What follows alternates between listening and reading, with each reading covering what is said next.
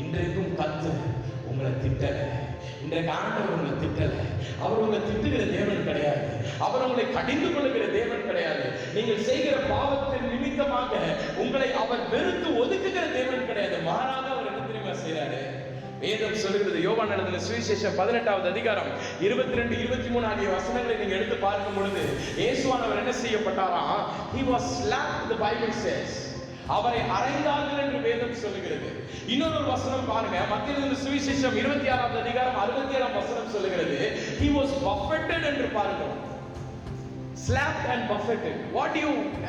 How do you find the difference, or what do you make out of the difference அப்படி பாக்கும்போது, slappedனா என்னவா? அறையிறது. buffetedனா என்னன்னா குத்துறதாம்.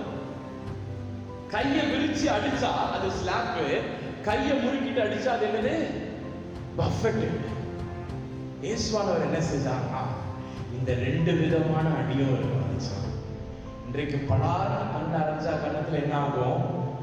அடி விடும், ஒரு விதமான வலி வரும். அதே இது குத்துனீங்கன்னா மற்றொரு விதமான வலி. சரித்திர புஸ்தகத்தில் நான் வாசித்தேன், இயேசுவானவரை அறைந்ததினால் அவர் வெளி பகுதியில் இருக்கிற கன்னத்தில் இருக்கிற இடங்கள் எல்லாம் வலிச்சுட்டான். அதுக்கப்புறம் அவர்கள் குத்தினார்களாம் பாருங்க, இந்த பகுதிக்கு உள்ள இருக்கிற இடத்துல it started to pain. Jesus not only experienced outer pain, he also experienced inner pain. வெளி பகுதியில மட்டும் அவர் வேதனை அனுபவிக்கலாமா? சரீரத்தின் வெளியில மட்டும் அவர் வேதனை அனுபவிக்கல. சரீரத்தின் வெளிப்புறத்தில் மட்டும் அவர் வலியை அனுபவிக்கல. ராதர் அவர் சரீரத்தின் உள்ள, அவர் மேல் தோலுக்கு கீழே இன்னர் பார்ட்ஸ்லயும் அவருக்குள்ளாக இருக்கிற இன்டர்னல் ஆர்கன்ஸ்குள்ளேயும் அவர் என்ன செய்தாரா? He was experiencing pain.